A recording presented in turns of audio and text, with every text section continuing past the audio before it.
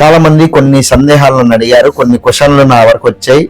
ఆ క్వశ్చన్లన్నింటికి సమాధానం with proof తోనే మీ అందరికీ చెప్పించాలని లాస్ట్ వీడియోలో అన్ని విత్ ప్రూఫ్ తో డాక్యుమెంటల్ ప్రూఫ్ తో ఆ వీడియో అంతా కూడా పూర్తిగా అందించాం.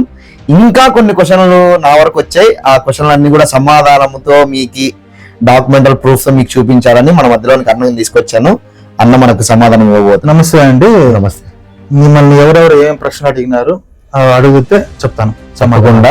నాకు వచ్చిన మొట్టమొదటి క్వశ్చన్ చాలా మంది నుంచి కాల్స్ వచ్చింది. ఏంటంటే అసలు ఆయన కూర్చొని మాట్లాడడానికి అర్హత ఉందా, అసలు ఆయన క్రైస్తవుడు అయితే ఆయన సర్టిఫికేట్లు చూపించమంటున్నారు. అవునిగా మీ అర్హతలు ఏమున్నాయి అని చాలా మంది నన్ను అడుగుతున్నారు. దానికి మీ సమాధానం అన్న? ఖచ్చితంగా 100% నేను ఒక క్రైస్తవునిగా నేను నిరూపించుకుంటాను. ఓకేనా? ఇది నా కాలేజ్ ఐడి అండి. ఇందులో పేరు ఏముందండి? శామ్యుయల్. ఓకేనా? ఇందులో నా పేరు శామ్యుయల్. ఓకే. ఇది నా ఆధార్ కార్డు. నా పేరు ఏముంది? శామ్యుయల్ ఉంది. ఇది నా జాబ్ ఐడి అండి, యాంటీ క్రైమ్ బ్యూరోలో వచ్చేసేది. దీంట్లో నా పేరు ఏముంది? శామ్యుయల్. ఓకే. నా పేరు మార్చుకుని దొంగ పేరు పెట్టుకుని దొంగ సర్టిఫికేట్ పెట్టుకోలేదు. ఇది నా పాస్పోర్ట్. నా ఫోటో కూడా చూడండి. ఓకేనా? ఫోటో కూడా ఉంది చూడండి. అవును, ఫోటో కూడా ఉంటుంది, కంపల్సరీ ఉంటుంది. శామ్యుయల్ పక్క ఆధారాలతో ఉన్నాయి. ఎస్. ఇది నా పాన్ కార్డు, అంటే పర్మనెంట్ అకౌంట్ నంబర్.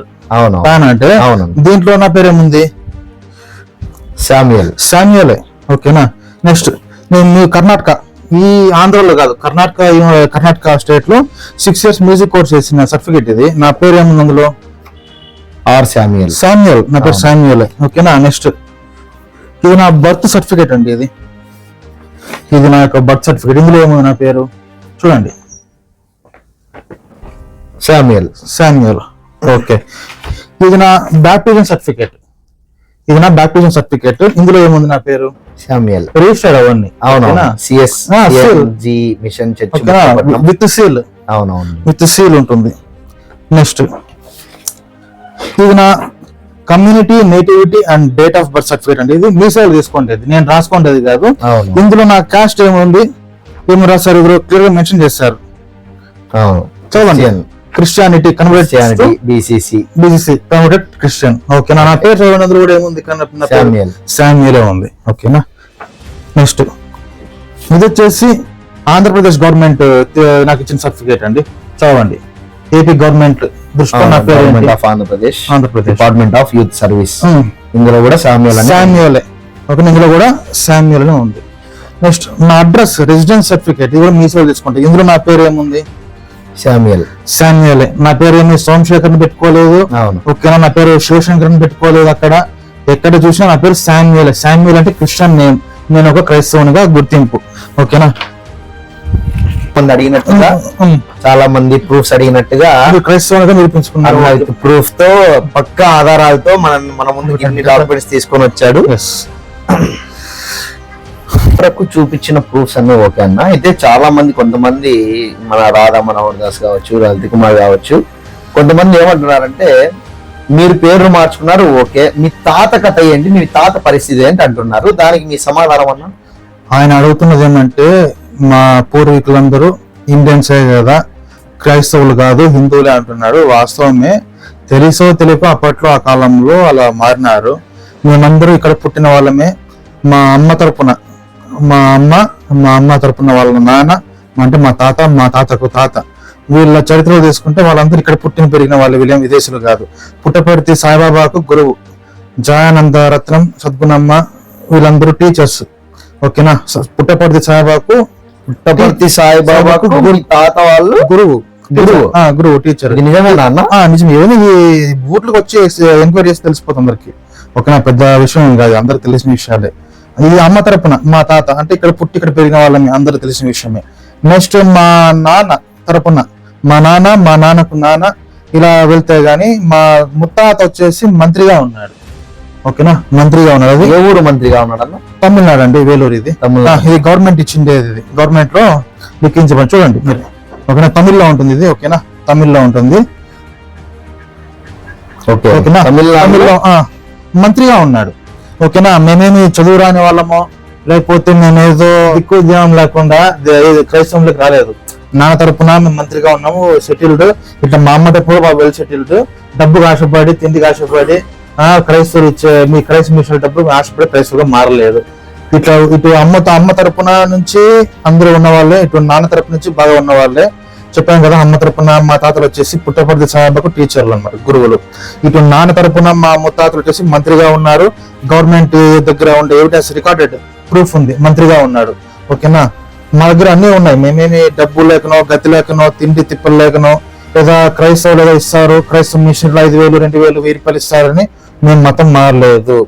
ఓకేనా, మంత్రిగా ఉన్నాడు మీ తాత అంటున్నారు, వాస్తవమేనా? రికార్డ్ గవర్నమెంట్ రికార్డ్ లో ఉంది, చదువుకోండి, మీరు ఎంక్వైరీ చేసుకోండి, చెక్ చేయండి. వాళ్ళు రాసింది, ఇది నేను రాసింది కాదు, ఇది ప్రభుత్వం రాసి ఇచ్చినది అనమాట. మరి మీ తాత మంత్రి గారు అంటున్నారు, మరి మీరు క్రైస్తవంలో మారడానికి గల కారణం ఏంది? నేను క్రైస్తవునిగా మారడమే కాదండి, అసలు ఇండియానే ఒక క్రైస్తవ దేశము. ఇండియాలో ఉండే ప్రతి మనిషి కూడా క్రైస్తవుడే.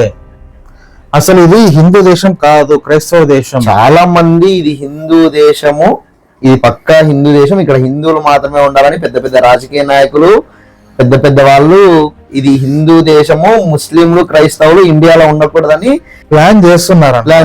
రాజ్యాంగం మార్చడానికి, మనవాదం అమలు చేయడానికి ప్లాన్ చేస్తున్నారు.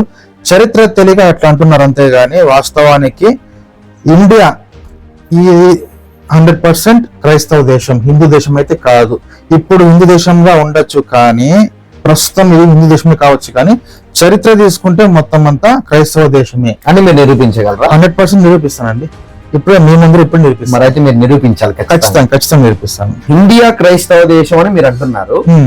ఇండియా క్రైస్తవ దేశం అయితే బైబిల్లో ఇండియా గురించి ప్రస్తావన ఉందని మీరు నిరూపించగలరా? 100% ఉందండి, నేను ఇప్పుడే చూపిస్తాను. ఓకేనా, బైబిల్ ఉన్న వాళ్ళందరూ తీసి పెట్టుకోండి. ఓకేనా, ఓకే. మీ దగ్గర ఉంటే మీరు బైబిల్ యాప్ ఓపెన్ చేసుకోవచ్చు, తెలుగు బైబిల్ యాప్ కావచ్చు, anything, any app. Okay, no issue. App లోకి వెళ్ళి ఓఫీరు అని మీరు సెర్చ్ చేస్తే ఆది కాండంలో వస్తుందండి, ఓఫీరు. ఓకేనా, మీకు చూపిస్తాను ఇప్పుడు. ఆది కాండము 10వ అధ్యాయంలో 29వ వచనంలో ఓఫీరును, హవీలాను, యోబాబును కనెను, వీరందరూ యొక్తాను కుమారులు. ఆది కాండం అనే ఒక పుస్తకం ఉంది. ఓకేనా, చూడండి, మీరు చూడొచ్చు.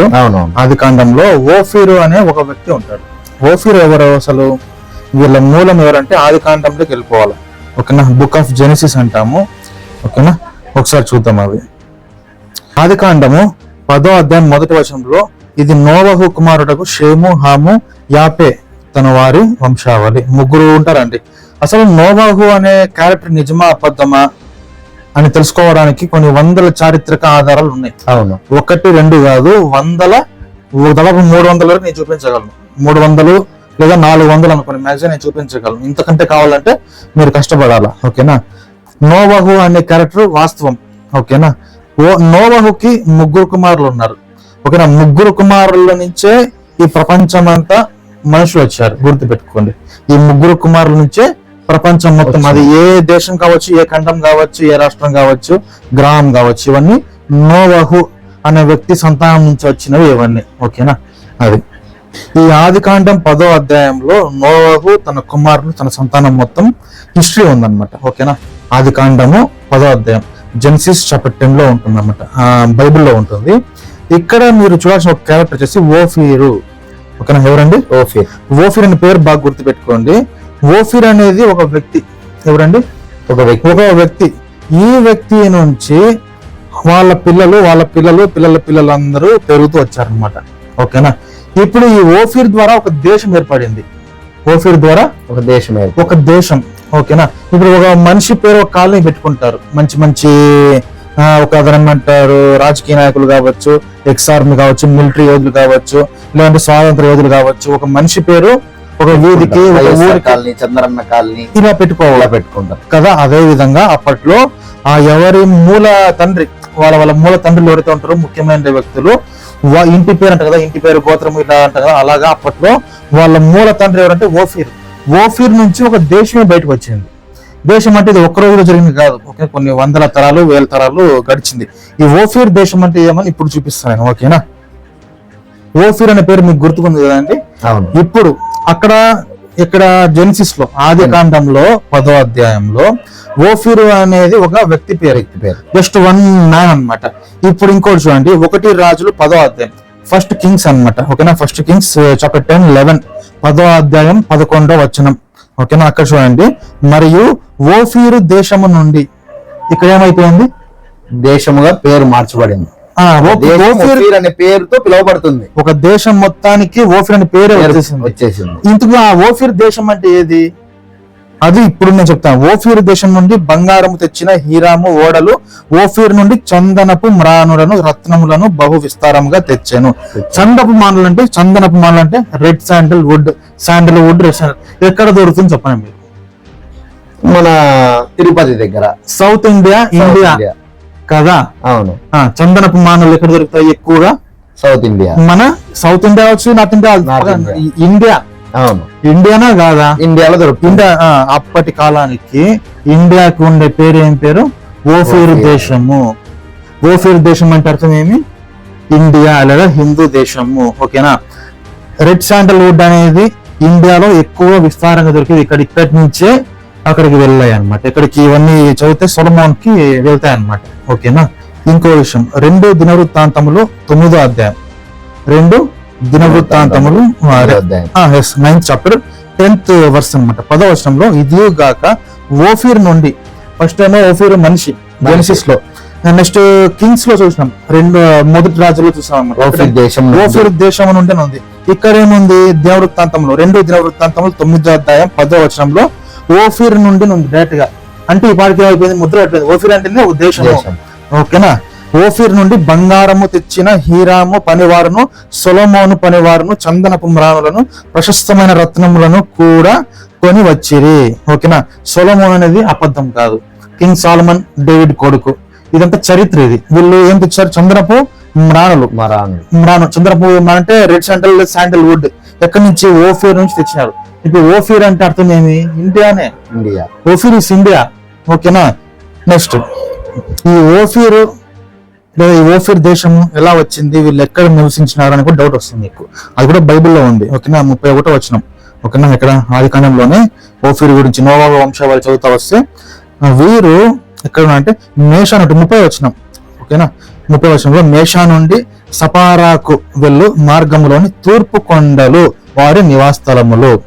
తూర్పు కొండలు అంటే ఏంటిది చూద్దాం. మేషా అంటే ఏమి, మేషా నుండి సపారాకు వెళ్ళు. గూగుల్లో మీరు సెర్చ్ చేస్తే ఇన్ ద బైబుల్ మేషా is named used in Genesis chapter 10 verse 30 to refer to a geographical limit of the Jochanites when they first settled in Arabia. Arabia మహాసముద్రం ఇండియా అనుకుని ఉందా లేదా? అవును. ఈ అరేబియా నుంచి ఇండియాకి నడుచుకొని రావాలంటే 1 సంవత్సరం పడుతుంది. ఆ కాలం మనుషులు మనకంటే భారీ మనుషులు, ఒక్కొక్కరు 10 అడుగులు 8, 12 అడుగుల మనుషులు, భారీ మనుషులు. మనం ఇప్పుడు నడుచుకొని వెళ్ళాలంటే సంవత్సరం, అప్పుడు వాళ్ళు ఇక్కడికి నడుచుకొని రావాలంటే 3 నుంచి 5 నెలలు నడుచుకొని వచ్చేస్తారు సింపుల్ గా. ఓకేనా, వాళ్ళు ఒకరు కాదు, ఎంతో గుంపులు అన్నమాట. ఓకేనా, వాళ్ళందరికంతా సెటిల్ అయిపోయారు మొత్తం అంతా. మేషా నుండి సపారాకు. ఇప్పుడు ఇక్కడ సెటిల్ అయిన వాళ్ళందరూ ఎవరు, నోవహు సంతతి. ఓకేనా, నోవహు సంతతిలో వచ్చిన ఆయనే ఓఫీరు. ఓఫీరు సంతానమే మొత్తం అంతా ఈ యొక్క ఓఫీర్ దేశంగా సౌత్ ఇండియా మొత్తం డెవలప్ అయింది. Okay, south India, north India, okay, anything. ఓకేనా, ఇండియా మొత్తం అలా డెవలప్ అయింది అనమాట. ఇప్పుడు ఇంకా మీకు స్ట్రాంగ్ ఎవిడెన్స్ కావాలి అంటే నెక్స్ట్ చూపిస్తాను. ఓఫీర్ అనే పేరు చూపించాను. ఓఫీర్ అనేది ఒక వ్యక్తి పేరు. ఓఫీర్ నుంచి ఓఫీర్ దేశం వచ్చింది. ఓఫీర్ దేశం నుంచి రెడ్ శాండల్ సొలొమోన్ కి వెళ్ళింది. అంటే ప్రెసెంట్ రెడ్ శాండల్ ఎక్కడ దొరుకుతుంది, ప్రెసెంట్ కానీ అప్పుడు కానీ ఇండియాలో దొరుకుతుంది. ఓకేనా, ఇండియా చుట్టుపక్కల తప్ప ఎక్కడ దొరకదు, గుర్తుపెట్టు. ఎందుకంటే వేడి ఎక్కువ ఉండే దేశాల్లో దొరుకుతుంది. ఆఫ్రికా కూడా హీట్ ఎక్కువ ఉంది కదంటే ఉంది. ఇండోనేషియా, ఆఫ్రికాలో కూడా దొరుకుతున్నాయి ఏది అప్పటికి. అక్కడ కూడా ఇక్కడి నుంచే వెళ్ళాయి సేలర్స్. చరిత్ర చూసి తెలుస్తుంది, ఇక్కడి నుంచే అక్కడ తీసుకెళ్ళి నాటినారు. ఓకేనా, రాజు కావాల్సినంత ఎక్కువ మోతాదులో కావాల్సిన రెడ్ శాండల్ అక్కడ లేదు, ఇక్కడ ఇండియా నుంచే పోవాలా. సో ఇండియాకి అప్పటి పేరేమి, ఓఫీర్. ఓఫీర్ దేశమే భారతదేశము లేదా ఇండియా. ఓకేనా, ఇది గుర్తు పెట్టుకోండి. నెక్స్ట్ ఇదంతా బాగుంది. ఓఫీర్ అంటే ఇండియా దేశం, ఇండియాలోనే రెడ్ శాండిల్ దొరుకుతుంది అంటున్నారు. మరి ఓఫీర్ అనే పిలవచ్చు కదా, హిందూ దేశంగా ఎందుకు మార్చబడింది? ఇది తెలుసుకోవాలంటే చరిత్ర తెలుసుకోవాలా, చెప్తాను. ఓకేనా, ఓఫీర్ దేశం మళ్ళీ హిందూ దేశంగా ఎలా మారింది అని కూడా నేను చూపిస్తాను. ఓకేనా, ఇప్పుడు జెనసిస్ లో రాజులు ఇక్కడంతా మీరు ఓఫీర్ దేశం చూసారు కదా. నెక్స్ట్ ఇలా కొంచెం ముందుకు వస్తే ఎస్తేరు గ్రంథం ఉంటుంది. ఎస్తేరు గ్రంథంలో 1వ అధ్యాయం 1వ వచనంలో హిందూ దేశము. ఓకేనా, ఇంగ్లీష్ బైబిల్ లో చాలా క్లియర్ గా ఇండియా, INDIA, ఇండియా హిందూ దేశము అని చాలా క్లియర్ గా ఉంటుంది. ఎస్తేరు 8:9, ఎస్తేరు గ్రంథం 8వ అధ్యాయం 9వ వచనంలో కూడా హిందూ దేశం మొదలుకొని అని ఉంటుంది. హిందూ దేశం చాలా క్లియర్ గా ఉంది. ఇందుకు ఓఫీర్ దేశం హిందూ దేశంగా ఎందుకు మారింది, ఎలా మారింది అని మీ డౌట్ రావచ్చు. ఓకేనా, అది చెప్తాను. ఇప్పుడు అది మీకు హిస్టరీ గమనించండి. క్రీస్తు పూర్వము 2300 2400లో నోవహు సంతతి ఓఫీర్ దేశము అది ఇండియా దేశంగా ఉండేది. ఇండియాకి ఇంకో పేరు ఓఫీర్ దేశం అప్పట్లో. ఓకేనా, క్రీస్తు పూర్వం 1500లో ఆర్యులు వచ్చినారు. ఆర్యులు వచ్చిన తర్వాత ఈ యొక్క ఓఫీర్ దేశంలో సంస్కృతిని మార్చేస్తారు. ఏం చేస్తారంటే ఈ ఓఫీర్ దేశాన్ని హిందూ దేశంగా మార్చారు. ఓకేనా, హిందూ దేశంగా మార్చింది కూడా ఆర్యులు కాదు. ఆర్యులు వాళ్ళ యొక్క సంస్కృతిని ఇక్కడ ఉండే ఓఫీర్ దేశం వాసులకు నేర్పించారనమాట. ఓకేనా, పారసీకులు పర్షియన్స్ వీళ్ళు వచ్చినప్పుడు వీళ్ళు యొక్క పద్ధతులను చూసి, ఎవరు పద్ధతులు, ఆర్యుల పద్ధతి, ఆర్య బ్రాహ్మణులు లేదా ఆర్య వైశ్యులు ఎవరైనా అనుకోండి. ఓకేనా, ఆర్యన్స్ వీళ్ళ పద్ధతులు అంటే రాళ్లను, రప్పలను, చెట్లను వీళ్ళను ముక్కడం చూసి వాళ్ళు హిందూ అనే పేరు పెట్టారు. ఓకేనా, చిన్నజీవ స్వామి కూడా చెప్పారు హిందూ అంటే దౌర్భాగ్యుడు. ఓకేనా, మూర్ఖుడు, ఫూలిష్ లేదా కాఫీర్ రకరకాల అర్థాలు వస్తాయి. ఓకేనా, సో హిందూ అంటే పర్షియన్స్ పెట్టిన పేరేమి దౌర్భాగ్యుడు అని ఆర్యుల సంస్కృతికి పెట్టిన పేరు అనమాట. ఓకేనా, వాళ్ళు అలా పెట్టారు. కానీ చరిత్రలో మనం చదువుతా వస్తే ఈ యొక్క వాస్తవాలు దాచిపెట్టేసి హిందువులు వాళ్ళు పలకలేరు కాబట్టి సాను హాగా మార్చారు, ఎస్ ను హెచ్ గా మార్చి సింధు నది దగ్గర ఉన్న వాళ్ళను హిందువులుగా వాళ్ళు పిలిచారు అని వాళ్ళు ఇప్పుడు మనకు మార్చి ఇప్పుడు మన స్కూల్స్ బుక్ చెప్తున్నారు. ఓకేనా, ఇది ప్రస్తుతం ఉండే చరిత్ర. సో 1500లో ఏమైంది, క్రీస్తు పూర్వం 1500లో ఈ యొక్క ఓఫీర్ దేశాన్ని హిందూ దేశంగా ఇక్కడ ఉన్న వాళ్ళందరూ హిందువులుగా పర్షియన్స్ వీళ్ళందరూ గుర్తించినారు. ఓకేనా, యాక్చువల్లీ ఒరిజినల్ పేరు ఏంటి, ఓఫీర్ దేశం. ఓఫీర్ దేశం తర్వాత ఆర్యుల వల్ల ఏమైంది, హిందూ దేశంగా మారిపోయింది. ఈ యొక్క 1500 క్రీస్తు పూర్వం 1500 నుంచి ఇలాగే కంటిన్యూ అవుతూ వస్తే ఎస్తేర్ గ్రంథంకి వచ్చేసరికి ఇక్కడ ఎస్తేర్ ఇదే బైబిల్లోనే ఎస్తేర్ గ్రంథంలో ఓఫీర్ దేశం బదులు ఇక్కడ ఏమొచ్చింది పేరు, హిందూ దేశం అనే పేరు వచ్చేసింది.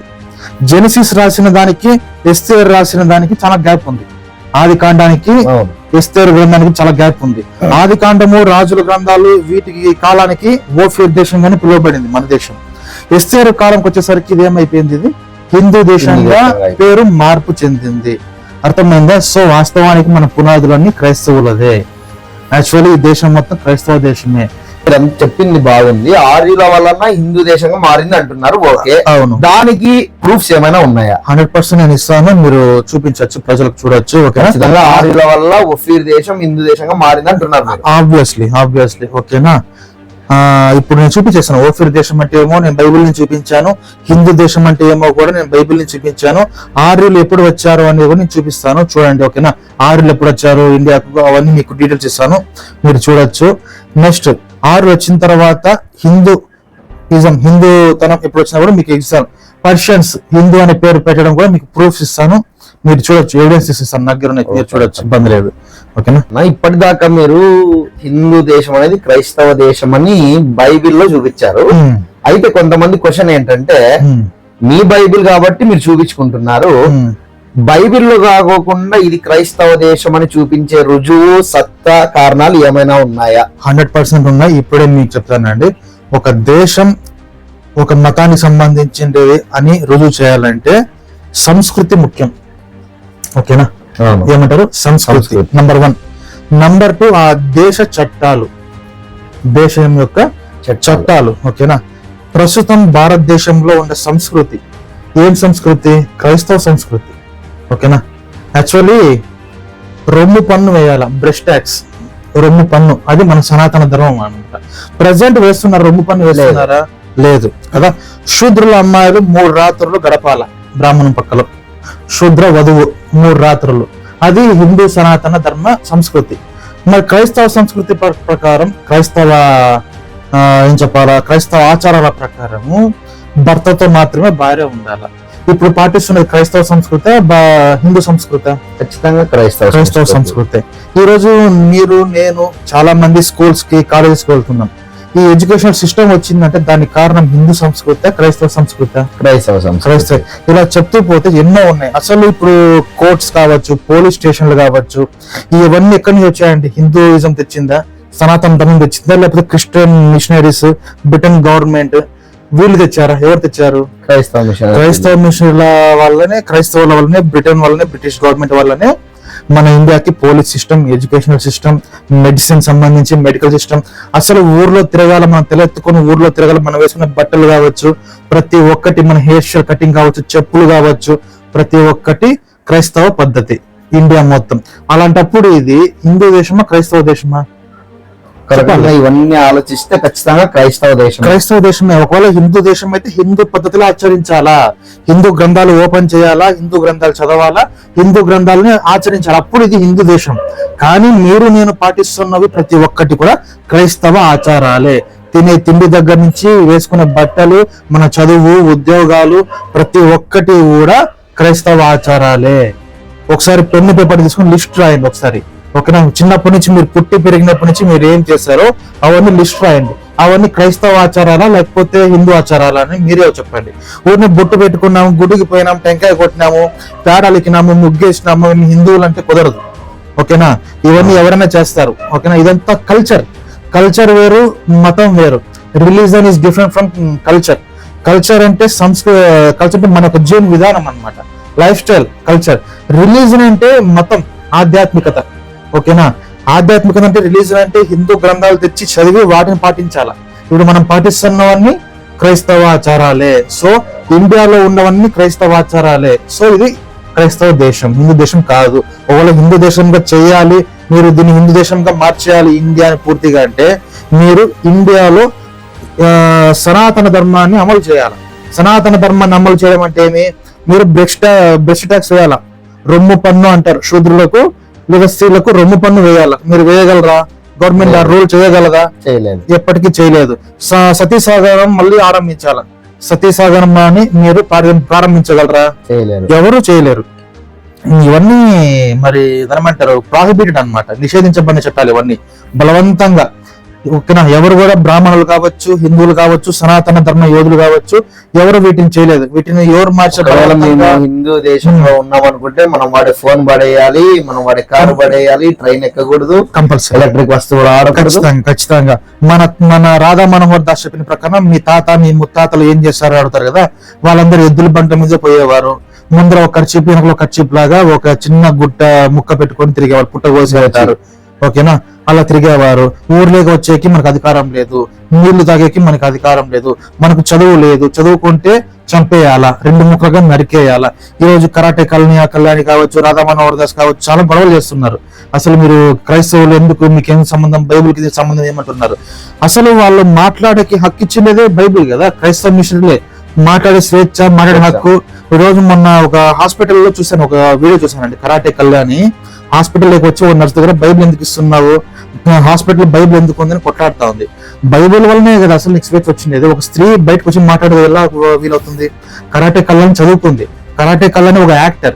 ఇవన్నీ హిందూ ధర్మం ప్రకారం నిషేధం కదా, 100%. అసలు స్త్రీ బయటికి రాకూడదు, మాట్లాడకూడదు, ఓకేనా? అసలు స్త్రీ యొక్క సాక్ష్యం చెల్లదు, హిందూ ధర్మాల ప్రకారము స్త్రీ సాక్ష్యం చెల్లదు. ఈమె వచ్చి ఇవన్నీ ఎలా చేస్తుంది? ఈ యొక్క అధికారం ఎవరిచ్చారు? క్రైస్తవులే, బైబిలే. ఇలా చెప్తారు చాలా మంది ఉన్నారు, ఒక్క కళ్యాణి గురించే కదా, చాలా మంది ఉన్నారు. పార్వతి అంట, శ్రీలక్ష్మి అంట, చాలా మంది స్త్రీలు ఉన్నారు, ఓకేనా? వీళ్ళకి అసలు హిందూ గ్రంథాలు తెలియదు కానీ బైబిల్ గురించి మాట్లాడారు. అసలు వీళ్ళు బయటకు వచ్చి మాట్లాడేది, వీళ్ళు పెట్టుకునే మైక్, వీళ్ళు వాడే ఫోన్, వీళ్ళు ఎడిట్ చేసే ల్యాప్టాప్, కంప్యూటర్, ఇవన్నీ క్రిస్టియన్ సిస్టమ్. సో ఇప్పుడున్న సంస్కృతిని బట్టి మీరు ఖచ్చితంగా ఇది క్రైస్తవ దేశం. ఇండియాలో వాడే ప్రతి ఒక్కటి కూడా క్రైస్తవ ఆచారాలే, హిందూ ఆచారాలు లేవు. అవి కూడా హిందువులు మార్పు చేసింది కాదు, బలవంతంగా బ్రిటిష్ గవర్నమెంట్ ఆపేసింది. ఒకవేళ మీకు దమ్ము ఉంటే మీరు మళ్ళీ ప్రారంభించండి, ఓకేనా? హిందూ ధర్మాన్ని మీరు మళ్ళీ ప్రారంభించండి, సనాతన ధర్మాన్ని మీరు ప్రారంభించండి. రామాయణం ప్రకారం చదువుకుంటే, ధ్యానం చేస్తే ఒక శూద్రుడు చంపేయాల. రాముడు వెళ్ళి శంభుకొని వధించాడు, మీరు వెళ్ళి చంపేస్తారా? ఎస్సీలు, ఎస్టీలు, బీసీలు, ఓబీసీలు చదువుకొని ఉద్యోగాలు చేస్తున్నారు, వాళ్ళనందరినీ మీరు చంపుతారా? ఇప్పుడు చంపగలరా? చంపలేరు, అవునా కదా? ఇలా చెప్తా పోతే ఒకటి కాదండి, కొన్ని వందల కారణాలు వస్తాయి.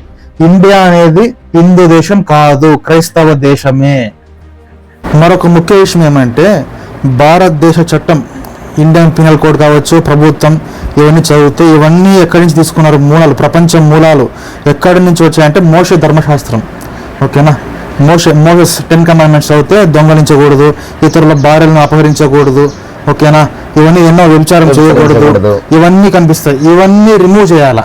ఇవన్నీ క్రైస్తవ పద్ధతులు, ఓకేనా. ఇవన్నీ క్రైస్తవ పద్ధతులు. హిందూ పద్ధతి ప్రకారం వచ్చేసి, హిందూ సంస్కృతి ప్రకారం ఇది నిజంగా హిందూ దేశం అయితే సనాతన ధర్మం ప్రకారం కంటికి నచ్చిన అమ్మాయిని ఎత్తుకొని పోయి రేప్ చేయొచ్చు. ఏ అమ్మాయి నచ్చితే అమ్మాయితో సుఖంగా ఉండొచ్చు, ఓకేనా. ఇది హిందూ శాస్త్రం. కానీ క్రైస్తవ శాస్త్రం ప్రకారము అమ్మాయిని చూడకూడదు, చెడు చూపు చూసినా కూడా తప్పే. అవును. ఇప్పుడు రోడ్ల మీద ఈవ్ టీజింగ్ అంటారు, పోలీసు వచ్చి అరెస్ట్ చేస్తారు. ఈ కల్చర్ ఎక్కడిది? It's a Christian culture. So ఇది ఇండియా అనేది క్రిస్టియన్ కంట్రీ ఇది, ఓకేనా. ఒకవేళ హిందూ కంట్రీ అయితే హిందూయిజం అమల్లో ఉండాలి, కానీ ఇది క్రిస్టియానిటీ అమల్లో ఉందంటే ఇది క్రిస్టియన్ కంట్రీ. ఇంకొక చారిత్రక ఆధారం చూపిస్తాం మీకు, ఇది హిస్టరీ అనమాట, ఓకేనా.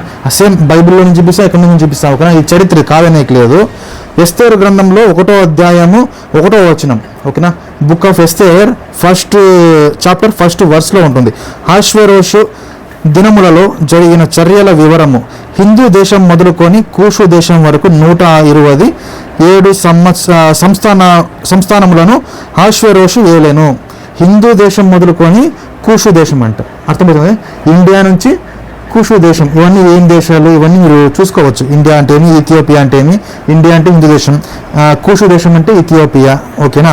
మొత్తం ఏంటండి, ఓవర్ 170 ప్రావిన్సెస్, ఓకేనా. 127 సంస్థానాలు, ఇవన్నీ కలిపితే ఒక రాజ్యం. ఇవన్నీ ఎవరు పాలించారు? అహష్వేరోషు అనే ఒక రాజు, ఓకేనా. ఇందులో ఒక రాజ్యం ఏది, ఒక సంస్థానం ఏది? ఇండియా. దాన్ని హిందూ దేశం అంటారు, ఓకేనా. ఇండియా అనేది ఒక సంస్థానము. ఇక్కడ హిందూ దేశం అని ఉంది, ప్లస్ సంస్థానం అని కూడా ఉంది, క్లియర్ గా ఉంది, ఓకేనా. నెక్స్ట్ అలాగే చదువుతూ వస్తే ఎస్తేరు గ్రంథము 8వ అధ్యాయం 17వ వచనం. ఎస్తేరు 8వ అధ్యాయం 17వ వచనంలో, రాజు చేసిన తీర్మానమును అతని చట్టమును వచ్చిన ప్రతి సంస్థానమందును ప్రతి పట్టణమందును యూదులకు ఆనందమును సంతోషమును కలిగిను. అది శుభదినమని విందు చేసుకొనిరి. మరియు దేశ జనులలో యూదుల ఎడల భయము కలిగెను కనుక అనేకులు యూదుల మతము అవలంబించిరి. ఇప్పుడు హిందూ దేశంలో కూడా ఏం అవలంబించినారు? యూదా మతము. యూదా మతం అంటే ఏమి? మెస్సయ్య కోసం ఎదురు చూడడము. అప్పుడేమో ఓఫీర్ దేశం హిందూ దేశంగా మారింది. ఈ యొక్క హిందూ దేశంలో కూడా యూదా మతం అనేది అమల్లోకి వచ్చింది. ఇప్పుడు ప్రెసెంట్ ఉండే ఇండియా, ఇప్పుడు మనం జీవిస్తున్న ఇండియాలో కూడా హిందూ ధర్మాలు, ఆర్య బ్రాహ్మణుల ధర్మాలు ఆ సంస్కృతి వెళ్ళిపోయి మళ్ళీ ఇప్పుడు కొత్త నిబంధన లేదా పాత నిబంధన, ద ఫుల్ హోలీ బైబుల్, మళ్ళీ క్రిస్టియానిటీ అనేది అమల్లో ఉందన్నమాట, ఆచరిస్తున్నాం. సో ప్రెసెంట్ కానీ ఇప్పుడు ప్రస్తుతం కావచ్చు, ఇంతకు ముందు కావచ్చు, ఇండియా అనేది క్రైస్తవ దేశము. ఇప్పుడు క్రైస్తవ దేశమే, అప్పుడు క్రైస్తవ దేశమే. మనము క్రైస్తవులమే, మన తాతలు కూడా క్రైస్తవులే. రాధా మనోహర్ దాస్ గారికి ఈ వీడియో చేరేంత వరకు అందరు షేర్ చేయండి. దయచేసి రాధా మనోహర్ దాస్ని ఎవరు తిట్టొద్దండి, ఎందుకంటే మోషే ఒకే ఒక మాట తిట్టాడు, ద్రోహులారా అన్నందుకు కానాను చూడలేదు. మీరు చూసారు లేదు? అవునా కదా. అదే విధంగా పౌలు అంటాడు, నేను భూమిని తలకిందలు చేసేంత విశ్వాసం ఉన్నప్పటికీ ప్రేమ లేని వారిని అయితే వ్యర్థుడను అంటాడు. ఆయన వేస్ట్ ఫెలో అంటాడు, ప్రేమ లేకపోతే వేస్ట్, ఓకేనా. ఒకవేళ రాధా మనోహర్ దాస్ మారు మనసు పొంది ఈరోజు సంఘానికి వస్తే, చర్చికి వస్తే, మీరు ఏ మొహం పెట్టుకుని మళ్ళీ ఆయనకు వందనాలు చెప్తారు, ఎలా మాట్లాడతారు? ఆయనకు బ్యాప్టిజం ఏ పాస్టర్ ఇస్తారండి? ఈరోజు ఇన్ని మాటలు తిడుతున్నాము. సాధు సుందర్ సింగ్ తెలుసా మీకు? సాధు సుందర్ సింగ్ ఆయన బైబిల్ చింపేశాడు, ఆయన క్రీస్తు విరోధి. ఆయన మళ్ళీ ఏమయ్యాడు? యేసుక్రీస్తుని సువార్థకునిగా మారారు. భగత్ సింగ్ ఎవరండి? ఆయన కూడా బైబిల్ చింపేశాడు, అవునా కదా. వాళ్ళని ఇలా చెప్తే ముస్లిం పెద్దలు ఎంతో మంది. పౌలు ఎవరండి అసలు? బైబిల్ పౌలు ఎవరు? ఆయన కూడా క్రైస్తవుల్ని హింసించిన వ్యక్తి. అసలు సౌలు పౌలుగా మారక ముందు, సౌలుగా ఉన్నప్పుడు రాధా మనోహర్ దాస్తో పోలిస్తే ఎన్నో వందల రెట్లు చాలా క్రూరుడు అన్నమాట, ఓకేనా. సో ఆయనతో పోలిస్తే రాధా మనోహర్ దాస్ కావచ్చు, కరుణాకర్ కావచ్చు, లలిత్ కుమార్, ఈ లేడీస్ కావచ్చు, ఓకేనా. ఎవరు? కరాటే కళ్యాణి, శ్రీలక్ష్మి, పార్వతి ఎట్సెట్రా, ఎవరైనా కావచ్చు. వీళ్ళందరూ చేస్తున్న పెద్ద హింసలు కాదు, వీళ్ళు మనల్ని నోటుతో దూషిస్తున్నారు. కానీ ఒకప్పుడు మనము శారీరకంగా హింస పొందినాం, ఓకేనా. అయినా కూడా ఇబ్బంది లేదు, దేవుడు మనల్ని కాపాడతారు. కానీ ఎట్టి పరిస్థితిలో నోరు తెరిచి వాళ్ళని ఎట్టి పరిస్థితి దూషించకండి, ఓకేనా. రమాబాయి పేరు విన్నారా మీరు? పండిత రమాబాయి ఫూలే, అవునా కదా. ఆమె భర్త ఆమె ఇద్దరు స్కూల్స్ ప్రారంభించారు. ఇవన్నీ క్రిస్టియన్ మిషనరీస్ నుంచి నేర్చుకున్నారు, క్రైస్తవులుగా మారారు. ఆమె ఒక పని చేస్తుంది, మీకు హిస్టరీ నేను బుక్ ఇస్తాను, రెఫరెన్స్ ఇస్తాను చూడండి. పండిత రమాబాయి స్కూల్కి వెళ్తుంటే బ్రాహ్మణులు కావచ్చు, వైశ్యాస్ కావచ్చు, వీళ్ళందరూ బురద చల్లడము, రాళ్ళు విసరడము, కొట్టడము, దూషించడం చేస్తుంటే రమాబాయి ఏం చేసింది తెలుసా? వాళ్ళని గాడ్ బ్లెస్ యూ అని చెప్పింది. దేవుడు మిమ్మల్ని దీవించును గాక, దేవుడు మిమ్మల్ని క్షమిస్తాడని చెప్పింది. ఈ యొక్క మైండ్ సెట్ ఎక్కడి నుంచి వచ్చింది? బైబిల్ నుంచి వచ్చింది. ఓకేనా, ఇది గుర్తు పెట్టుకోవాలా. ఓకేనా, తిరిగి మనము వాళ్ళకి కీడుకు ప్రతి కీడు ఎన్నడను తలంచవద్దని బైబిల్ ఉంది. కీడుకు ప్రతి కీడు ఎన్నడను అసలు ఆలోచన చేయకూడదంట. ఒకరు దూషిస్తే మనం తిరిగి మళ్ళీ దూషించకూడదు. ఇది బైబిల్ రాకూడదు అసలు, అది బైబిల్ చెప్తున్న థియాలజీ. ఓకేనా, పౌలు విషయానికి వస్తే పౌలు సౌలుగా ఉన్నప్పుడు ఎంతో మంది క్రైస్తవులను హింసించినాడు, అధికారం తీసుకొని లీగల్గా డాక్యుమెంట్స్ హింసించినాడు. అదేవిధంగా సౌలు పౌలుగా మారిన తర్వాత యేసుక్రీస్తును నమ్మిన తర్వాత ఎందుకు అలా చేయలేదు? అదేవిధంగా కత్తి పెట్టి యూదుల మీద వాళ్ళ మీద పెట్టి యేసుక్రీస్తును నమ్మండి అంటే నమ్ముతారు, నమ్మరా? ఖచ్చితంగా నమ్ముతారు. బెదిరించి నమ్మించేవాడు. అలా చేయలేదు, యేసుక్రీస్తు ప్రేమను మాత్రమే చూపించినాడు. అవునా, అదే విధంగానే పౌలు ఒక మాట అంటాడు, నేను క్రీస్తును పోలు నడుచుకుంటేనే మీరు నన్ను పోలు నడుచుకుంటున్న వాక్యంలో ఉంది. యేసుక్రీస్తు కూడా ఒక మాట చెప్తాడు, నేను నా తండ్రిని ప్రార్థన చేస్తే ఎన్నో సేనలను పంపిస్తాడు, కానీ ఈ యుద్ధం శారీర సంబంధమైన యుద్ధం కాదు, మనం పోరాడుతున్నది శరీరంతో కాదు అని చాలా క్లియర్గా ఉంది. రాధా మనోహర్ దాస్, లలిత్ కుమార్, కరుణాకర్ సుగుణ, లేకపోతే మన ప్రస్తుతం క్రైస్తవుల మీద పడే గవర్నమెంట్స్ కావచ్చు, వీళ్ళెవరు మనకు శత్రువులు కాదు. మనకు కంటికి కనిపించిన శత్రువు పాపము, మన కంటికి కనిపించిన శత్రువు సాతాను. ఒక ఈ యుగ సంబంధమైన దేవత బైబిల్లో చాలా క్లియర్గా ఉంది. సో ఏ మనిషిని తిట్టద్దండి, ఎందుకంటే ఎప్పుడు ఏ క్రీస్తు విరోధి యేసు క్రీస్తుని అంగీకరిస్తాడో తెలియదు. దేవుడు ఎప్పుడు ఏ క్రీస్తు విరోధి పట్టుకుంటాడో తెలియదు. రాధా మనోహర్ దాస్ కావచ్చు, లేదా శ్రీలక్ష్మి కావచ్చు, పార్వతి కావచ్చు, లేకపోతే ప్రవీణ్ కావచ్చు, వీళ్ళను దేవుడు ఎప్పుడు సందర్శిస్తాడో తెలియదు. ఒకవేళ వాళ్ళు మారు మనసు పొంది మళ్ళీ మన దగ్గరకు వస్తే మనం వాళ్ళని ఇన్ని మాటలు తిట్టేసి రేపు పొద్దున మనం వాళ్ళని ఎలా కలిసి ఉంటాం? ఒకే బలలో చేయాలా వేస్తారండి మీరు? వేయలేరు అసలు. సో నోరు అదుపులో పెట్టుకోవాలి, వాళ్ళని దూషించొద్దండి. మీరు వాళ్ళు అడిగిన ప్రశ్నలకు జవాబు ఇవ్వండి, కానీ దాన్ని ఏమంటారు, తిరిగి దూషించకూడదు. ఎట్టి పరిస్థితిలో కూడా కౌంటర్ ఇవ్వచ్చు, కానీ తిట్టకూడదు. వాళ్ళని బూతులు తిట్టడం కానీ, లేదా వాళ్ళపైన కోపం పగ పెంచుకోకూడదు. మీరు ఏం చేసినా, మీరు ప్రతిదీ ప్రేమతో చేయడం ఉంది వాక్యంలో. మనం ఏం చేసినా కూడా ప్రేమతో, మీరు కౌంటర్ ఇచ్చినా కూడా ప్రేమతో ఇవ్వండి, కానీ కోపంతో ఇవ్వడం చాలా తప్పు. బూతులు తిట్టడము, వాళ్ళు బూతులు తిడితే తిట్టించుకోవాలి. పౌలు ఏమంటాడంటే, శపింపబడుతూ ఉన్నా దూషింపబడుతూ ఉన్నా కూడా నేను దీవిస్తూనే ఉన్నాను అందరూ అనే వాక్యంలో ఉంది. పౌలుని శపిస్తున్నారు, తిడుతున్నారు, కొడుతున్నారు, అయినా కూడా ఈయన ఏం చేస్తున్నాడంట, తిరిగి దీవిస్తున్నాడు.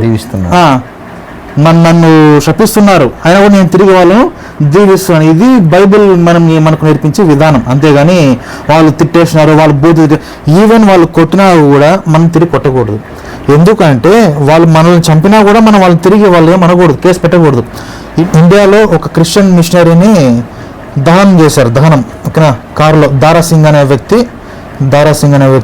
గ్రహం స్టైన్ అనే మిషనరీని, ఇద్దరు కొడుకుల్ని కాల్చి పడేస్తే భార్య పేరు ఏంటండి, ఆమె పేరు ఏదో ఉంది, స్పౌస్ గ్లాడీ స్టైన్స్. ఓకేనా, ఆమె ఏమిచ్చింది? క్షమాభిక్ష. క్షమించి వదిలేసింది. అది నిజమైన క్రైస్తవునికి ఉండాల్సిన.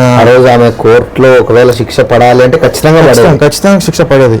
ఇంకొక విషయం వచ్చేసి, ఒకవేళ హిందువులు కావచ్చు, లేదా ముస్లింలు కావచ్చు, వేరే వాళ్ళు కావచ్చు, నాస్తికులు కావచ్చు, హేతువాదులు కావచ్చు, మీ పైన దాడి చేయడం కానీ, కొట్టడం, తిట్టడం చేసినా కూడా దేవుని చిత్తమే. ఎందుకంటే బైబిల్లో చాలా క్లియర్గా ఉంది, మీరు హింసిస్తారు అని కూడా మీరు దానిలో ఉంది. ఇంకో విషయం ఏముందంటే, మీరు అనేకమైన పిచ్చుకల కంటే శ్రేష్ఠులు, మీ వెంట్రుకలు లెక్కింపబడి ఉన్నవి అన్నమాట. ఓకేనా, మన వెంట్రుకలు ఎన్ని ఉండాలని కూడా దేవుడు లెక్క పెట్టాడంట. సో మనకేమైనా చేయాలా, మన వెంట్రుక పీకాలన్నా కూడా దేవుని దగ్గర నుంచి పర్మిషన్ రావాలా. ఓకేనా, పాత నిబంధనలో ఒక చోట ఉంటుందన్నమాట. డానియల్ ఫ్రెండ్స్ ఉంటారు, ముగ్గురు ఉంటారు. ఒక రాజు ఏం చేస్తారంటే అగ్నిగుండంలో వేశారు. తెలుసా మీకు పేర్లు? తెలుసా? పేర్లు చెప్పాలి. Yes, exactly. వాళ్ళు ముగ్గురిని ఎందుకు వేస్తారు? అగ్నిగుండంలో వేస్తారు. ఫస్ట్ వాళ్ళు రావడమే ఏం చేశారు, చెక్ చేశారు. వాళ్ళని బయటికి గుండంలో తీసిన తర్వాత అగ్నిగుండంలో ఏం చెక్ చేశారండి? వాళ్ళ వెంట్రుకలు చెక్ చేశారు. కనీసం కాలిన వాసన వస్తుందేమని. అంటే మన బొచ్చు కూడా ముట్టలేడు, దేవుని ఆజ్ఞ లేకుండా క్రైస్తవుని బొచ్చు వెంట్రుక కూడా ఎవడు కూడా ముట్టుకోలేడు. ఇంకా క్లియర్గా చెప్పాలంటే, యేసుక్రీస్తుని సిలువ వేసే టైంలో ఒక మాట అంటాడు ఆయన, యేసుక్రీస్తు, పైనుంచి ఇవ్వబడితే తప్ప మీకు నా మీద అధికారము లేదు. లేదు. యేసుక్రీస్తుని సిలువ వేయాలన్నా, ఆయన చంపాలన్నా, ఆయన బలంతో పొడవాలన్నా కూడా పైనుంచి రావాల్సిందే. పైనుంచి అంటే మళ్ళీ శాటిలైట్ అనుకుంటారు, ఓకేనా, తండ్రి దగ్గర నుంచి అంటే, లేదా పరలోకం నుంచి, స్వర్గం నుంచి, అక్కడి నుంచి ఆజ్ఞ రావాలా. క్రైస్తవులు కావచ్చు, ఇక్కడ యేసుక్రీస్తు వేరు, క్రైస్తవులు వేరు కాదు, ఆయనకైనా మనకైనా ఒకటే రూల్ అన్నమాట, ఓకేనా. సో దయచేసి ఎవరిని దూషించొద్దండి, ఎవరిని తిట్టద్దండి, ప్రేమతో చెప్పండి, ఓకేనా. వాళ్ళు ఎప్పుడు క్రైస్తవంలోకి మారుతారని చెప్పలేం. దేవుడు ఎప్పుడు వాళ్ళ మనసు పట్టుకుంటాడో తెలియదు, ఓకేనా. కాబట్టి మనం ఏది చేసినా కూడా ప్రేమతోనే, 100% ప్రేమతోనే చేయండి, ఓకేనా. వాళ్ళని దూషించడము, తిట్టడము అలాంటివి మాత్రం వద్దు. రీసెంట్ గా చాలా మంది నన్ను అడిగిన క్వశ్చన్, అంతానికి దగ్గర ఉంది, దేవుని రాకడ దగ్గర ఉంది, ప్రపంచం అంతం అవుతుంది, మనం కొన్ని చూసాం, కొన్ని వీడియోలు, ఎక్కడో లోతు ప్రాంతంలో ఉండాల్సిన చేపలు బయటికి రావడం, తాబేళ్లు బయటికి రావడం, సముద్రం వెనికిపోయింది అంటున్నారు. దీని గురించి మీ అభిప్రాయం అన్న? అంటే ప్రపంచంలో ఏదో జరుగుతుంది, విశ్వంలో ఏదో మార్పు జరుగుతుంది, ఏదైనా కొత్తగా ఏమైనా జరగబోతుందా, నాశనం జరగబోతుందని మీ ప్రశ్న. అవును, అంతే కదా. బైబిల్ దీనికి సమాధానం ఇస్తుంది. బైబిల్లో చాలా క్లియర్ ఆన్సర్ ఉంది, చెప్తున్నాను. బైబిల్లో యోబు అనే ఒక గ్రంథం ఉంటుందండి, బుక్ అన్నమాట. యోబు గ్రంథము 38వ అధ్యాయం 4వ వచనంలో ఏమని ఉందంటే, ఆది అందు నీవు భూమికి పునాది వేసితివి, ఆది అందు భూమికి పునాది వేసితివి అని చాలా క్లియర్ గా ఉంది. దేవుడు భూమికి పునాది వేశాడంట. ఈ రోజు మీరు నేను ఏం చేస్తున్నాం, ఇల్లు కట్టేటప్పుడు ఇంటికి పునాది వేస్తున్నాం, ఫౌండేషన్ వేస్తున్నాం, కానీ దేవుడు అప్పట్లోనే ఈ భూమికి పునాది వేశాడంట, ఓకేనా. ఈ యొక్క ఫౌండేషన్ లేకపోతే ఏమవుతుందో మీకు తెలుసా? ఐడియా? కూలిపోతుంది, ఓకేనా. లేదా క్రాక్స్ రావచ్చు, డ్యామేజ్ కావచ్చు, ఓకేనా. కింద మట్టి జరగడం వల్ల ఒక పక్కన కూలిపోవచ్చు, ఓకేనా. డ్యామేజెస్ అనేది కంపల్సరీ జరుగుతాయి. పునాది స్ట్రాంగ్ గా ఉండాలా, గట్టిగా ఉండాలా, పునాది డ్యామేజ్ అవ్వకుండా ఉండాలా. కానీ డ్యామేజ్ అయిపోయింది. ఏమైంది? ఏం డ్యామేజ్ అయింది? భూమికి పునాది డ్యామేజ్ అయింది. అది కూడా మీకు బైబిల్లోనే చూపిస్తాను. భూమికి దేవుడు పునాది వేశాడు. యోబు గ్రంథము 38:4 ఉంది, హెబ్రీ 1:10 కూడా ఉంది. దేవుడు భూమికి పునాదులు వేశాడు. భూమికి పునాది ఏమని మీరు చెప్పగలరా? ఐడియా ఉందా మీకు ఏమన్నా? భూమికి పునాది ఏంటి అని? అసలు భూమి అనేది ఒక శూన్యంలో ఉంది, ఓకేనా, స్పేస్ లో ఉంది. భూమి అనేది ఒక మ్యాగ్నెటిక్ ఫీల్డ్ అంటే మన కంటి కనబడకుండా ఒక శక్తి ద్వారా తిరుగుతా ఉంది. కానీ దేవుడు భూమికి పునాది వేశాడంట. చెప్పగలరు? మీకు ఐడియా ఉంది ఏమైనా? భూమికి పునాదులు అంటే నేను ఒక చోటు చదివాను, భూమికి పునాదులు వచ్చేసి పర్వతాలు. ఎగ్జాక్ట్లీ. అది ఎక్కడ ఉందంటే మీకా గ్రంథంలో ఉంటుంది. మీకా గ్రంథం వచ్చేసి ఓల్డ్ టెస్ట్మెంట్ లో ఉంటుంది. మీకా 6వ అధ్యాయం 2వ వచనంలో, నిశ్చలములై భూమికి పునాదులుగా ఉన్న పర్వతములారా, నిశ్చలములై భూమికి పునాదులుగా ఉన్న పర్వతములారా, ఓకేనా. భూమికి పునాదులు అంటే ఏంటి? పర్వతాలే, మౌంటైన్స్, ఓకేనా. మీకా గ్రంథం 6వ అధ్యాయం 2వ వచనంలో క్లియర్ గా ఉంది. దేవుడు భూమికి పునాది దేంతో వేశాడు? పర్వతాల ద్వారా వేశాడు అనమాట, ఓకేనా. ఈ పర్వతాలే pillars, mountains are the pillars of the earth, ఓకేనా. ఇప్పుడు మనం ఏం చేస్తున్నాము? తవ్వేస్తున్నాం. ఎలుకలు ఎట్లా పునాదులు తవ్వుతాయో, గుంతలు తీస్తాయో, అలా మనుషులు కొండలు తవ్వేస్తా ఉన్నారు. కొండలు తవ్వేస్తా ఉంటే భూమి ఏమవుతుంది? బలం కోల్పోతుంది. అప్పుడు భూమి నాశనం కాక ఏముంది? పునాదులు పీకేసుకుంటే ఇల్లు ఎలా ఉంటుంది? ఉండదు. సో అకార్డింగ్ టు బైబుల్ విశ్వం త్వరగా నాశనం అవుతుంది, ఓకేనా. చివరి ప్రశ్న ఏంటంటే, చాలా మంది బైబిల్ మత గ్రంథం అంటున్నారు, అదొక మతానికి సంబంధించిన పుస్తకం అంటున్నారు. దాని గురించి మీ అభిప్రాయం అన్న? బైబిల్ అంటే ఏమిటో అర్థం కాక ఎన్ని మాటలు మాట్లాడతారండి. బైబిల్ అంటే గ్రూప్ ఆఫ్ బుక్స్, గుర్తుపెట్టుకోవాలా. గ్రూప్ ఆఫ్ బుక్స్, పుస్తకాల సముదాయాన్ని బైబిల్ అంటారు, ఓకేనా. పుస్తకాలను ముద్రించడము, ఒక రకరకాల గ్రంథాలను ముద్రించడం, దీన్ని బిబ్లియోగ్రఫీ అంటారు. బైబిలియోగ్రఫీ, ఓకేనా. బైబ్లికేషన్ అంటారు, ఓకేనా. బిబ్లాస్, ఇవన్నీ మీకు చదివితే అర్థం అవుతాయి. ఒకవేళ బైబిల్ అనేది మత గ్రంథమే అనుకుంటే, అమెజాన్ లో ఒక బుక్ ఉందండి. అమెజాన్ లో మీరు టైప్ చేయండి, ఒకసారి మీకు చూపిస్తాను, ఇప్పుడే చూపిస్తాను. అమెజాన్ లో computer science question bank Bible అని ఉంటుంది, చూడండి ఒకసారి. అమెజాన్ లో computer science question bank Bible అని ఉంటుంది. ఇది ఎవరు రాస్తారు? ఎస్ జైస్వాల్. మళ్ళీ ఇది మత గ్రంథం అనుకుంటారు, మళ్ళీ ఇది ఫేక్ చూపించా అని చెప్పి, ఓకేనా. బైబిల్ అంటే మతం. ఇది సిబిఎస్ఈ, ఏఎం, ఐఈ, ఓకేనా, DOESCC, society, IIT, JEE, gate, AGRE, CMC, MCA, వీటన్నిటికీ ఎంట్రన్స్ ఎగ్జామ్స్ కి ఇది బుక్ అన్నమాట. ఈ బుక్ పేరు ఏంటి? Computer science question bank bible అంటారు. ఓకేనా, కొన్ని పుస్తకాల గుంపుని బైబిల్ అంటారు. హోలీ బైబిల్ సమూహాన్ని బైబిల్ అంటారు. అంతేగాని బైబిల్ అంటే మత గ్రంథం అని కాదు. బైబిల్లో మత విషయాలు ఉన్నాయి, విశ్వాసాలు ఉన్నాయి, ఇవన్నీ ఉన్నాయి. బైబిల్ అంటే మత గ్రంథం కాదు. బైబిల్ అంటే group of books, group of history books. ఓకేనా, చూడొచ్చు, మీరు కూడా చూడొచ్చు. అంటే ఇక్కడ అమెజాన్ లో అవును, చరిత్ర. బైబిల్ అంటేనే కొన్ని చరిత్రలు క్రీస్తు పూర్వం నుంచి ఇప్పుడు చూపించారు కదా. నోవా అంటే ఏమి, ఓఫిర్ దేశం అంటే ఏమి, హిందూ దేశం ఎలా వచ్చింది, ఓకేనా, ఇది ఇండియా అనేది హిందూ దేశం కాదు క్రైస్తవ దేశము, ఇవన్నీ చూపించాం కదా మీకు ఎవిడెన్సెస్. మనిషి ఎలా జీవించాలో సింపుల్ గా చెప్పాలంటే ఒక మనిషి ఎలా జీవించాలో నేర్పించేదే బైబిల్. అది కూడా బైబిల్ అంటే మీరు అన్ని బైబిల్స్ కాదు, హోలీ బైబిల్ అంటే మళ్ళీ అట్లా బూతులు ఉన్నాయి, ఓకేనా, వ్యభిచారము, లోతు కూతురుతో పాపం చేశారు, ఈ కథలు చెప్పొద్దండి. అవన్నీ చేయకూడదని రాశారు కానీ చేయమని ఎక్కడ రాయలేదు, గుర్తుపెట్టుకోవాలి. ఓకేనా, ఓకే అన్న, థ్యాంక్ యూ. ఓకే.